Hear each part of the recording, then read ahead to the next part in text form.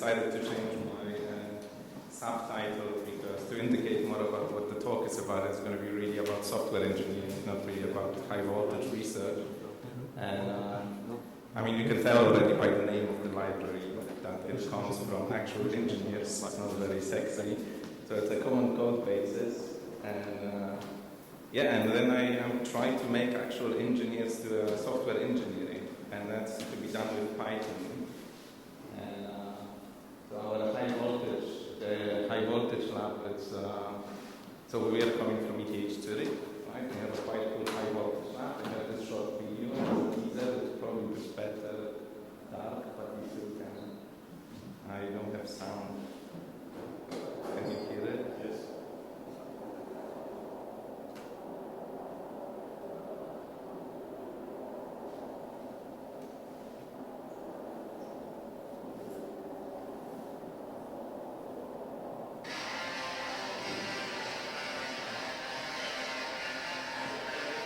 Alright, so what they did here is a student's project. So the point is they're dealing with high voltage, and what they did here is they made the device produce sound waves using high voltage. But in general, so what they're dealing with is a direct current that's working on, let's say, hundreds of kilowatts power and not, let's say, 100.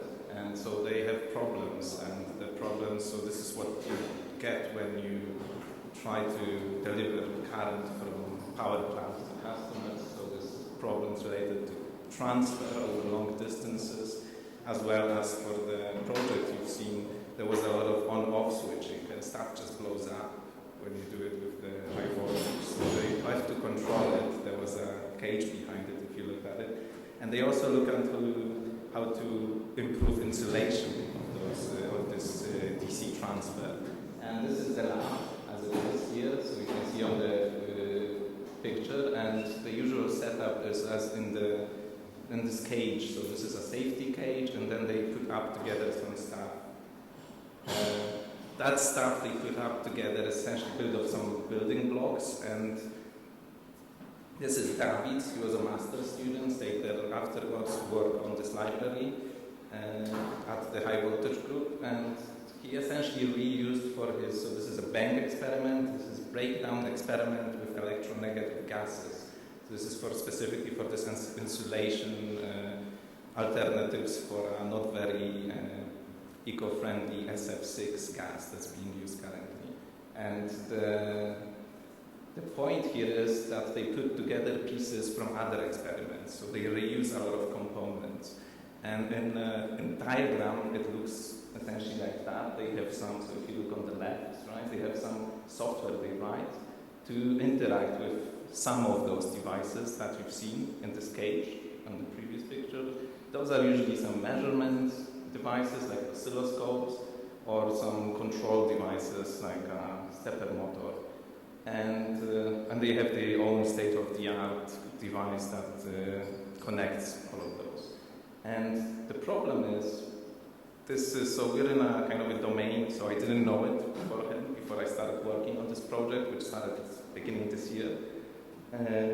I'll explain you why. I'll realize that later at the end. And the problem is that when you buy such a device, the vendors usually have some communication protocols. Most of those modern communication protocols, they work over TCP/IP, but there are some extra layers on top of it. So it's really, so I call it a zoo of communication protocols. So every student at some point has to deal with communicating somehow over some protocol, and this really we're talking about tens of different protocols with specific devices. But these are the two central entities that are interested in it. There's nothing more in it. So we're there to just provide a way for students and postdocs in this high voltage lab to contribute to a common code basis, right? So this is a very simple idea.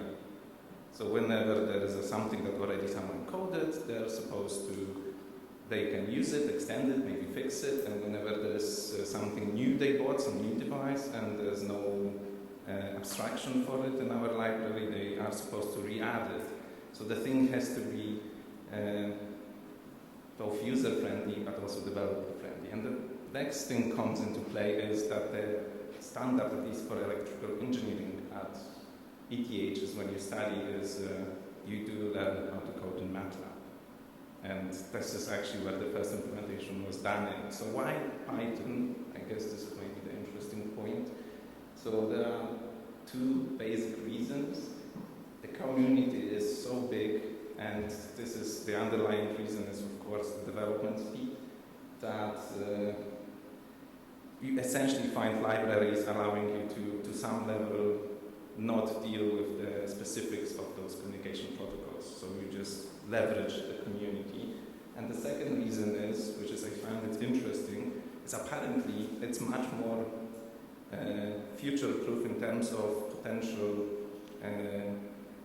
of being employed at the market after doing such PhD or at the electrical engineering group. So it looks like the industry is also switching from not necessarily MATLAB, so the industrial standard, there is something called LabVIEW. I don't really know it, I've just heard it. And I guess the reason underlying that is, of course, cost effectiveness that comes with the whole open source community of Python. So we need a uniform API, user and developer friendly. That's the whole goal. So these are just a very simple class diagram, just to tell you that the design is essentially, I mean, there are some small technical design decisions, but as you've seen, we have devices with some abstract classes. So just remember this is a single communication device. We have some communication protocols and some utility classes like for specifying configurations of all those devices and protocols, as well as allowing to handle the experiments as they put it in those pipelines and interact with the devices. This is a snippet of the code, and essentially this is the, let's say, underlying. So the code has to be easy. So that's how they want to interact. So they just want to instantiate their experiment with the minimal boilerplate code. So you just want to, so LabJack is a sensor. So it's a data acquisition device, that's how they call it, but you can plug different sensors to it on different channels, like for example for measuring temperatures.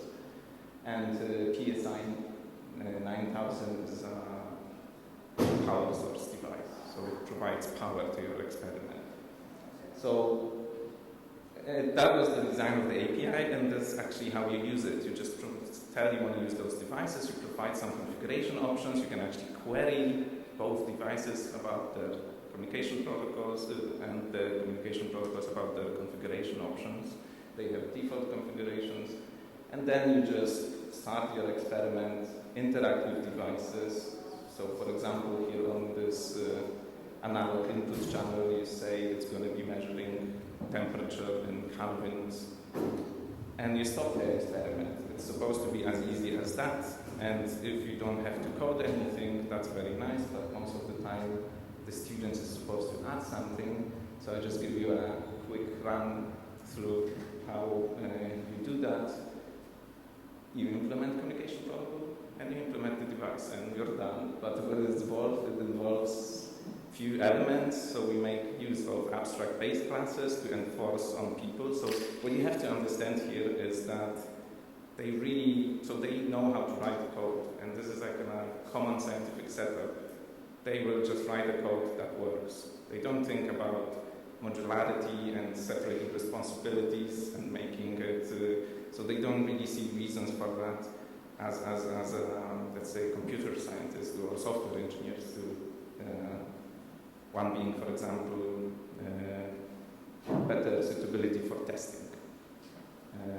And you have to, so we had to think about how to make it easy for them. So we use ABC to enforce implementation of the standard methods like open, close on the communication protocol or start, stop. They are then supposed to add some device-specific methods like this thermocoupling setting that you've seen. And somehow, so we also were thinking about it, we want to formalize, so give them as much, people developing that, as much, as a big ease of specifying configurations as well as reducing the possibility of messing up, so of let's say, catching the wrong types of errors as soon as possible. And for that, we use data classes, which are the quite new Python feature. So we are 3.7 compatible. And of course, just a general remark, you have to write tests. Here it's a small, the asterisk is that the problem, which is not an easy problem in general, the problem is that we have to mock testing physical devices. I won't go into details here, but it's a separate process from a person actually going to the lab and testing the code. So we only test the code, we don't really test that it works with the devices. Alright, so we have this user developer-friendly API, but I think what's interesting, and it makes this project a bit different than all the other projects I've been to, is really heavy on type features of Python. So we use typing hints, we use data classes, and we use enumerations everywhere. So just to give you a quick run through, if you never use those, these are all awesome. These are not super new, but let's say relatively new features. So there is a typing module since Python 3.5, and if you're using PyCharm, which I had to recommend them, some IDE, the High Voltage Lab group, and the PyCharm has great support for that, meaning the autocompletion or static syntax checking will just work there. And the data classes, we actually do a little bit of hacking of them. We have our own variant called config data classes, but if you've never seen them, you use a decorator over something that resembles a C struct, and then you declare your fields with their types. You can provide default values if you like. And then it's more like a Java type of enums, so you really can add methods, not enums, sorry. So you really can add structures, so you can really add methods on top of it. And what the config data class does with respect to the regular data class from the Python standard libraries, we just enforce imitable values by default. And we do some runtime type checking. So it's not costly, it's disabled, so the typing hints are not enforced unless you specify it. It's very inefficient to use them. But for this kind of configuration specifications, we do that because we want them not to make too many mistakes. And to that end, there's a type guard module for this dynamic type checking that you could have a look at. And enumerations, this has been around for a while, since Python 3.4, but you can imagine how essential they are, because it's essentially specifying a lot of things about how the device will interact or for the communication protocol where the target lives, the host. So we have the standard enumerations, like the integer one or the binary flag ones. There is an awesome package if you would like to point you to if you never used it. This is the advanced enumerations. It comes from the same guy that wrote the enumerations module in Python and allows you to make them really flexible. So you have predefined set of instances of your class, but you can add methods, you can add easily extra fields like this. You don't see it. There is a min and max specified here. So each enumeration is not identified by an integer number, which happens by default, but by two numbers, which in this case represent minimal and maximal value of the register modulus protocol. And then we have a little bit of our own. We use them just for convenience. We just extend those advanced enumerations a little bit further. All right, that's it. I'd like to thank you and just mention who's behind it. So this is really High Voltage Lab. So the nice thing is the professor, and I come from external team, which is Scientific IT Services. So what we do is they just call us up. So we're kind of this internal IT consulting within ETH. They call us up and we go and help them. So David was on the development lead. We did all the design choices together. He's now gone. And we have only several contributors for the group so far, but I'm looking really for an incentive to move it. So it lives still on the GitLab from the ETH. It's publicly available. But I would like if you're interested in contributing, that would be great. We're taking something from it, and I'm just looking for a reason to move it to .com. Do you want to see what's the kind of music there? This is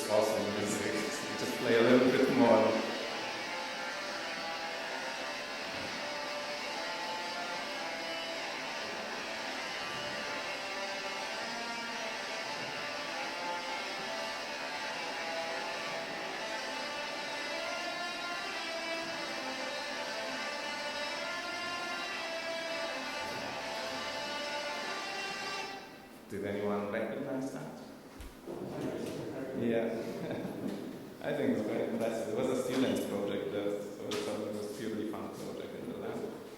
Thank you. Any questions? Do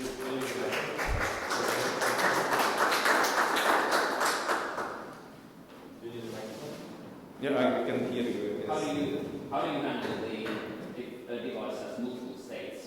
Like let's say you need to turn it on first and then initialize the certain states. So we don't have any formalization of that yet, so I guess we develop all those elements. I know what you're after that, but we didn't formalize any solution for it, so essentially it boils down to defining an enumeration, so that's what we do for the devices with usually subsequent states, and students just check. So we have a single state enumeration. Okay. That seems the simplest for them to handle. We don't want to put any complexity on the code they need to develop.